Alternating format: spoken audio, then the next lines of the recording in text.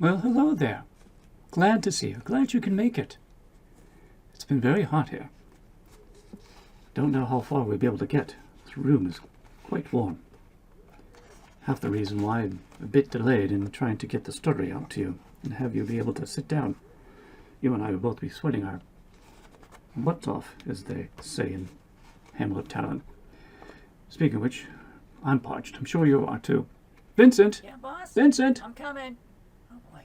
Looking for comments on these YouTube pages, and I'm not seeing any. Wonder why. Yeah. What's up, boss? Ah, there you are.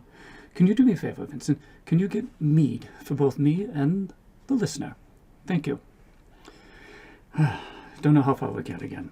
It's warm. Vincent's supposed to be working on some type of, I don't know, he says it's a device that dries the air. Some mechanism. Personally, I think it spells. You know how those gnomes are. I heard that. Anyways, where were we? When we last left Loft. Oh, yes. Yes. He overheard the elves heading south. Oh, yes. He wants to follow them. And he wants to destroy them. Not a good thing.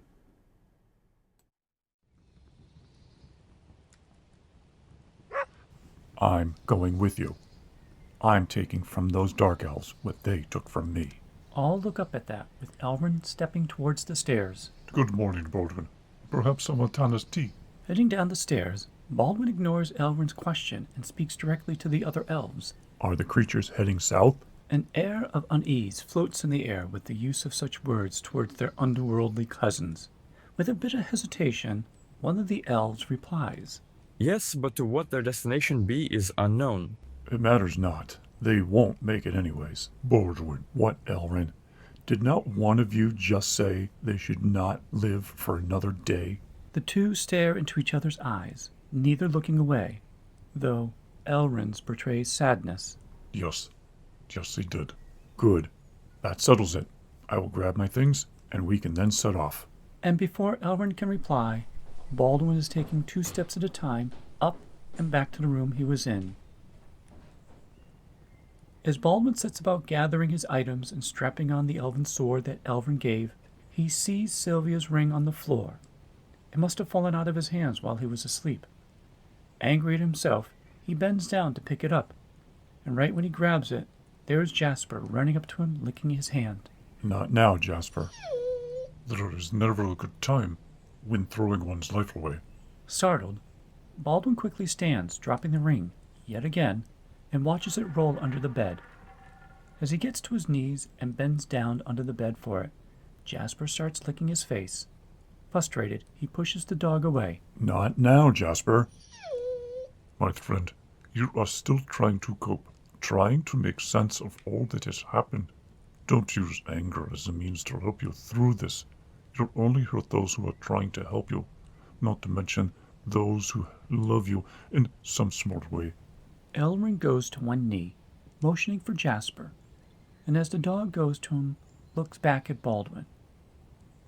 Tears blur Baldwin's vision, and he grips the edge of the bed, angry at those who took his family, angry at himself for failing them, but mostly angry at shunning poor Jasper, a dog who also lost his family at the hands of those vile creatures. Baldwin, do not be reckless.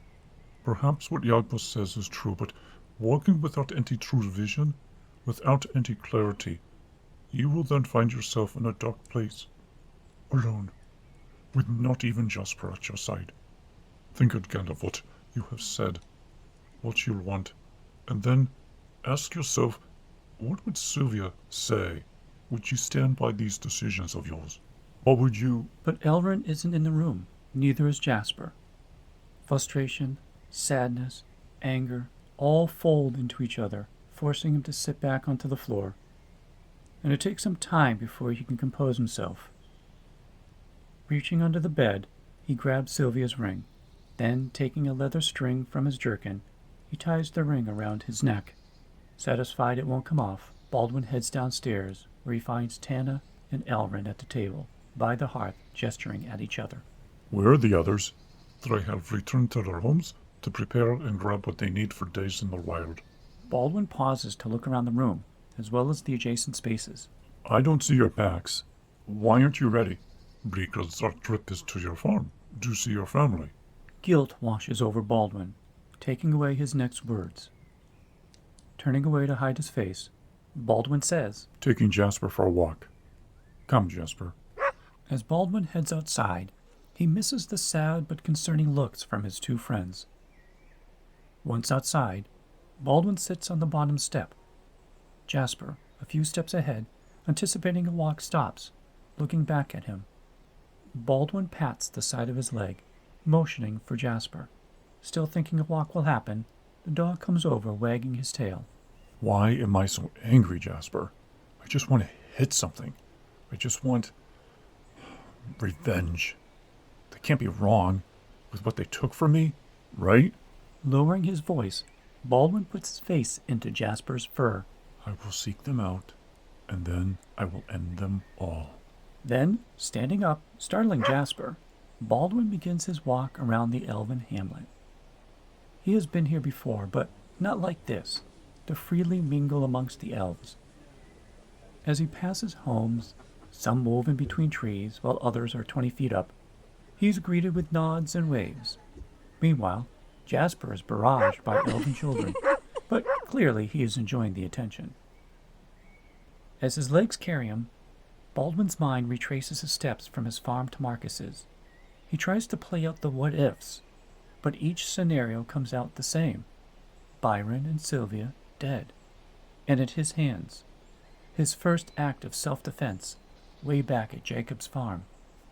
Wiping away tears, Baldwin finds himself in a clearing, and ahead, small waterfalls, with a shallow pool at the bottom. As he gets closer, he smells the freshness of the water. After taking a sip of the cool liquid, Baldwin looks around. He doesn't remember leaving the hamlet, and Jasper is nowhere to be seen. With only birds and underbrush critters as his current companion, he strips off his clothes and plunges into the pool. The cold water pierces his inner soul, but with it comes clarity, followed by determination. Soon, Baldwin is scrubbing himself down with a flat rock as he plans his next move. I see my decision of a human was not for naught. Turning away from the falls to the voice, there she stands, the most beautiful dark elf Baldwin has ever seen. And instinctively, he's climbing out of the water, grabbing Jacob's dagger laying on the rock, and heading towards the Dark Queen to take what she took from him. But, after only a few feet from the pool's edge, Baldwin finds himself frozen in motion. Waving her hand from side to side, the elven being says, Now, must we be all grr? There will be time for that later, much later. As Baldwin struggles to move anything, the Dark Queen approaches. I feel your hatred, your lust for revenge. Continuing her walk, she gets close enough to stroke his cheek with her finger down his bare chest. Such a pretty thing, and to think it holds all this chaos inside. Leaning up onto her toes, she kisses him lightly on his lips. Then she is walking away, back into the trees. Over her shoulder, Baldwin can hear her say, If I were you, I would journey south. As she disappears from sight, Baldwin stumbles forward from his struggling to move. Picking himself up, glancing all around, he can see no sign of her, not even her footprints in the grass and dirt. Rushing back for his clothes, Baldwin gets dressed and heads back to Elrin and Tana. He knows what he has to do.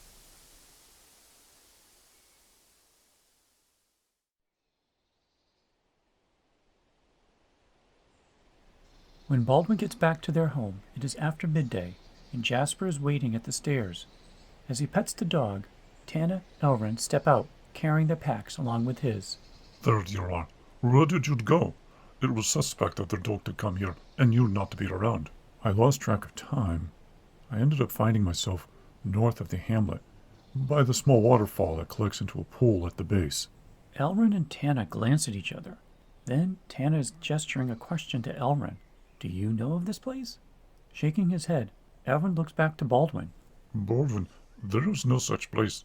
From here to the upper plateaus is just trees, and at least a day's ride worth of trees, I may add. Shaking his head in disbelief, Baldwin replies, No, it is there. I was in the water.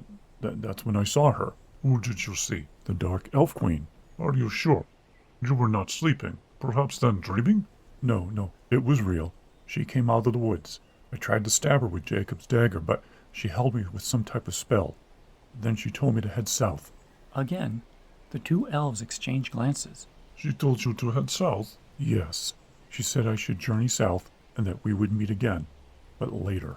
I do not want to doubt your words, my friend, but considering all that has happened these past days, perhaps the mind is still trying to cope?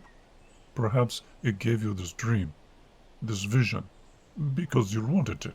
Baldwin looks to Elrin for a long moment, then to Tana. I see you have the packs, as well as mine.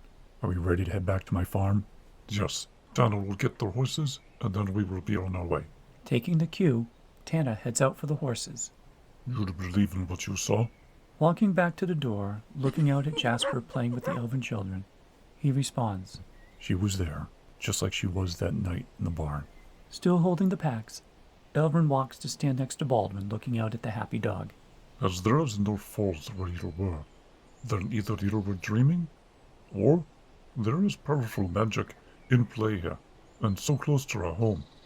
If the latter, then that is most comforting. Either way, Baldwin, Tan and I will journey this path with you for at least a few more whiles. As Baldwin looks to Elrin to reply, Tana comes around the corner with the 3 horses, light saddles already on. Come then, my friend. Your family lays in waiting.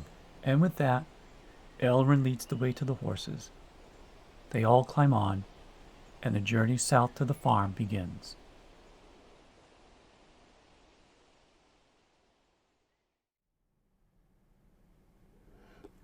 All right. Well, that's where we're going to leave off. The room's getting quite warm. I know. Both your meat and my meat are gone. And I'm thirsty, so we'll continue this, hopefully about 2 more weeks when the weather cools down. I appreciate your time. I'm glad to see that you're finding this story as interesting as I am. Anyways, till next time. Until then, you be safe.